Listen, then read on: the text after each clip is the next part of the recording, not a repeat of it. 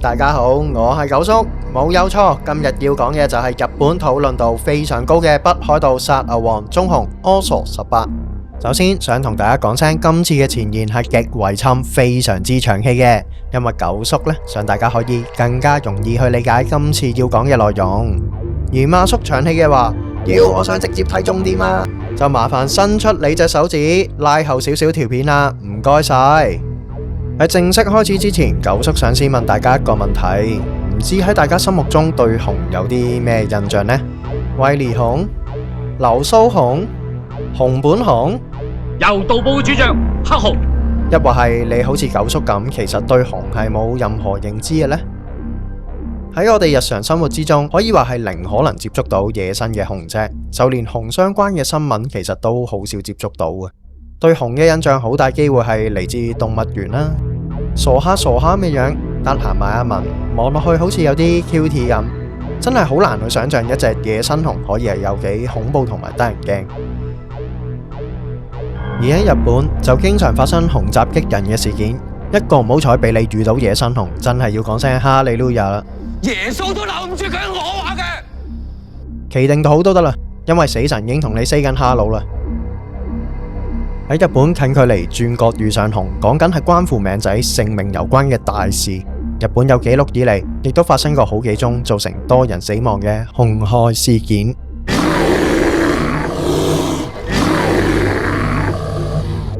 包括1915年發生非常出名嘅三無別棕熊襲擊事件，棕熊加沙原襲擊北海道釧前郡釧前村三無別事件，造成7死1重傷，最終由官民組成非常搭馬嘅600人討伐隊，一共帶咗60支火槍將加沙原射殺。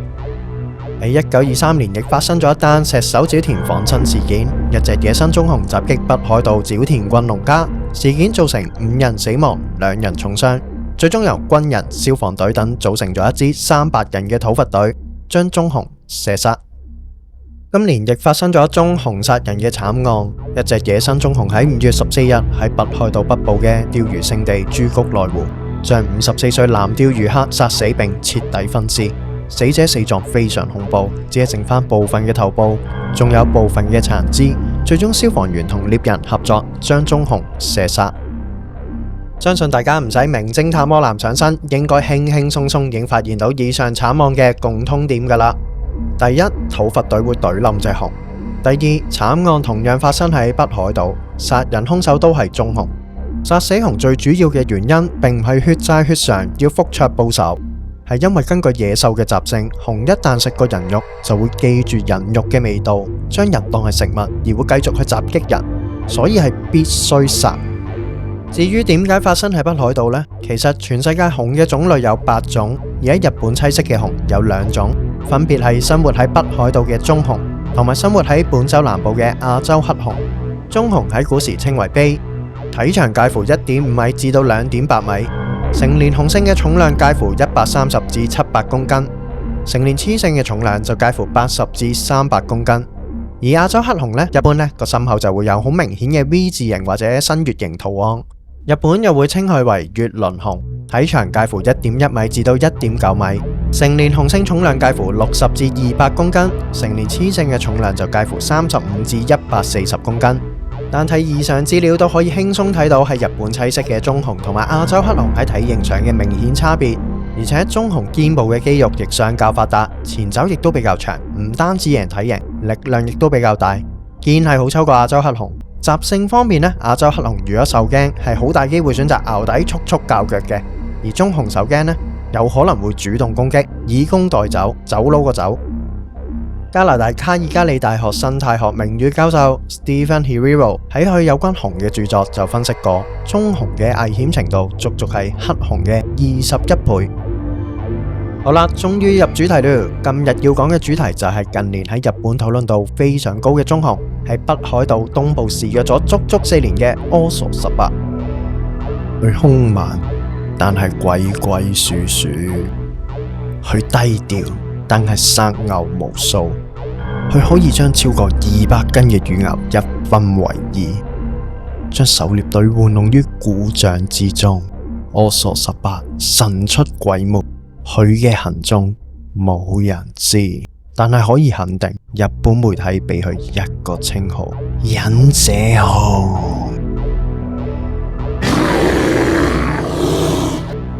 事件發生喺北海道標茶町。標茶町係北海道面積第6大嘅市町村，位於川路市中心東北約40公里。南部地區就係日本最大濕地，中意北海道嘅讀者一定識嘅川路濕原國立公園。所以標茶町係一個大自然資源非常豐富嘅地方，主要嘅產業就係養殖乳牛。估計町內一共飼育咗5萬隻乳牛。喺2019年嘅7月16日，地點係標茶町オソベツ嘅一個牧場。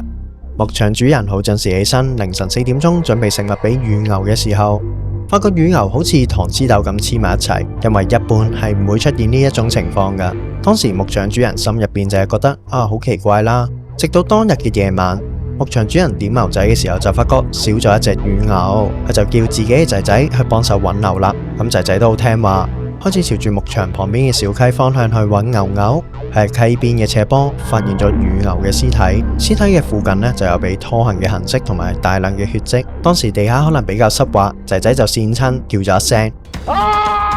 同一時間，一隻棕熊就喺距離約莫20至30米外嘅灌木叢突然間跳咗出嚟，立即逃離現場。呢一次就係忍者熊第一次，亦都係4年內唯一一次俾人類目擊嘅情況。隨後忍者熊可能食過翻尋味啦，去四周圍嘅牧場瘋狂狩獵乳牛，短短2個月時間就有28隻牛遭到佢嘅攻擊，當中12隻就上咗天堂。喺多個案發地點可以揾到嘅只有動物嘅毛髮，以及發現到一個闊約18厘米嘅前掌腳印。此外，喺2019年嘅8月13日，定點攝影機拍低咗疑似係忍者熊嘅相片。當其時，由於9個案發地點收集到嘅毛髮亦混合咗其他動物嘅毛髮，經科學分析之後，其中只有4條係屬於棕熊嘅毛髮，當中2條就檢測唔到 DNA 啦，而剩低嗰2條毛就檢驗出嚟自同一隻棕熊嘅，所以推測獵殺呢批乳牛可能係同一隻棕熊，但當時係未算係真正發現忍者熊嘅存在。去到2020年，呢個推測就變為極大可能啦，因為喺5個案發地點度採集到嘅毛髮 DNA 係同2019年檢測到嘅係一致㗎。去到2021年，北海道政府正式確認忍者熊嘅存在，因為喺25個案發地點當中，有9個地點採集到嘅毛髮 DNA 係同前2年係一致嘅，並且係多個案發現場發現到闊18厘米嘅前掌腳印，加上針對性對乳牛發動攻擊嘅習性。正式以首次案發地點オソベツ前3個英文字オソ加埋特徵闊18厘米嘅腳印，命名忍者熊為オソ18。根據現場嘅痕跡同埋腳印當時日本唔同嘅專家嘗試去推斷オソ18嘅身形，普遍認為オソ18嘅身高介乎2米至到2.5米。體重就介乎300至350公斤重，屬於超大型嘅棕熊，已經係相當於接近三毛別造成7人死亡嘅加沙園級別。咁你話得唔得人驚呢？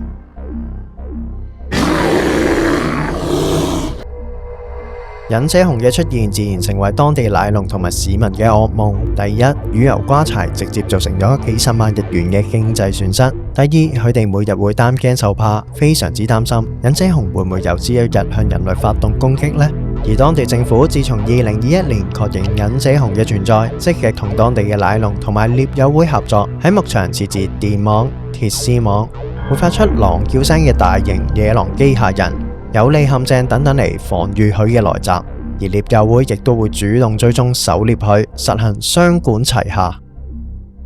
隨住時間一日一日過去，自從2019年7月被確認首次出沒，已經4年時間啦。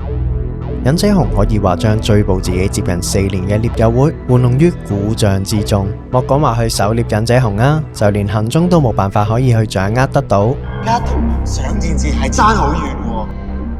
而受害嘅牛牛與日俱增，忍者熊4年嚟狩獵嘅足跡遍及標茶町、厚岸町，活動範圍非常之廣闊，損害嘅範圍直徑達到30公里啊！當地陰公豬受害嘅奶農一共35個，可以確認係遭受到忍者熊襲擊嘅最少有66隻乳牛，當中32隻拉柴，2隻因為傷口冇辦法可以醫得好而要人道毀滅，造成超過1億日元嘅經濟損失啦。論破壞日本人民財產能力，排行日本歷史棕熊嘅No.1。講到呢一度，大家唔好以為獵友會能力有問題，獵友會每一位獵人都可以話係身經百戰噶。問題係敵太強啊！據日本環境省統計，喺2021年度北海道地區一共獵殺咗1056隻棕熊，係自1962年有紀錄以嚟首次破千隻。咁到底捉忍者熊有幾大難度呢？獵友會嘅獵人受訪時係咁樣講嘅：如果唔熟悉佢習性嘅話，絕對捉唔到噶。俾佢攻擊嘅話，死嘅調翻轉係我啊！仲要係輕鬆俾佢搞掂嗰隻。北海道獵友會標查支部支部長後藤芬亦表示，要捕捉忍者熊係一項艱巨嘅任務。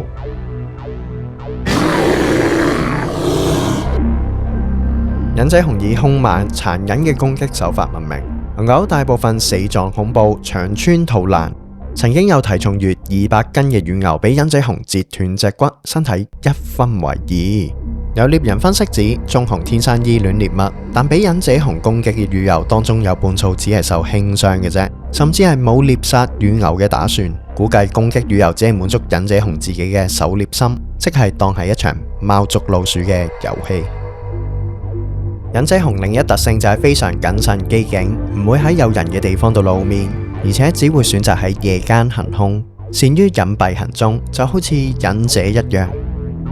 而最令人覺得恐怖係忍者熊非常之聰明，識得突破陷阱嘅漏洞。獵友會表示，曾經設置過鐵籠陷阱，用鹿肉引誘忍者熊入鐵籠，但發現鹿肉就食咗啦。陷阱亦都啟動咗，但個籠入邊就空空如也。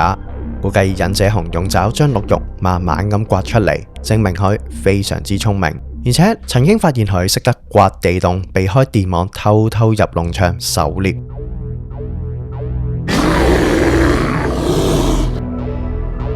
時間嚟到2023年嘅6月25日，設置喺標查丁森林嘅定點攝影機，終於拍到忍者熊清晰嘅全彩色照片。當時忍者熊正用緊佢嘅熊背摩擦緊樹幹，經樹幹嘅毛髮採取裝置所收集到嘅熊毛進行 DNA 檢測，證實大家而家喺畫面度見到嘅就係傳說中嘅柯索18。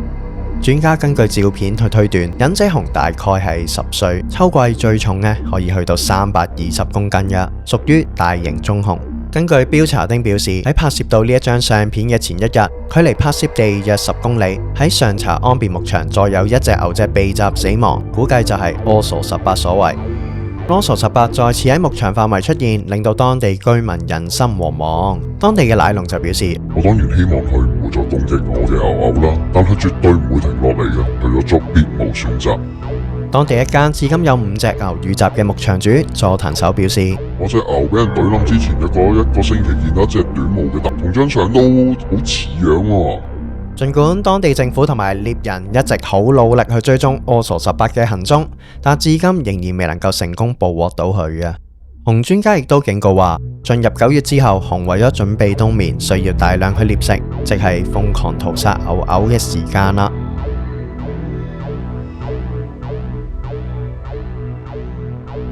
講咗咁耐，可能大家依然係對棕熊嘅力量係冇咩概念嘅。到底棕熊嘅力量有幾恐怖呢？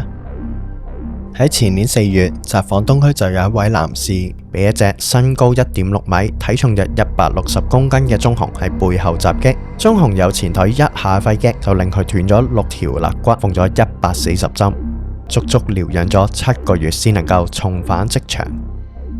雖然熊好少機會會主動攻擊人類，但凡事總有例外。上年10月，日本就有一位行山客喺埼玉縣鐵府二子山西岳落山嘅時候，被一隻黑熊主動襲擊，出現正面對決黑熊生死一線間嘅畫面啊！最終呢位行山客用鐵錘、用腳狂踢隻黑熊，化解咗危機，執翻條命。呢位行山客自己睇翻條片，佢就判斷應該係自己誤闖咗黑熊嘅領地，所以熊媽媽為咗保護熊寶寶，主動出擊。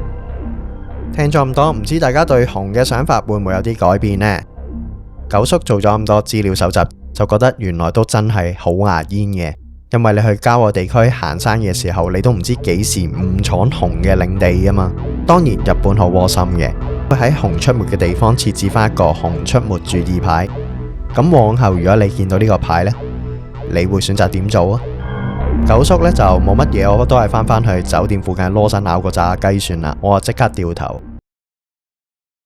今日條片就嚟到呢一度，大家想聽咩題材嘅，隨時留言話俾九叔聽，九叔就會去睇下自己有冇能力做到噶啦。咁中意我哋嘅片 ，like and share，subscribe 我哋嘅 channel，記得撳埋鐘仔啊！算啦，唔中意唔好撳啦。下條片見，拜拜。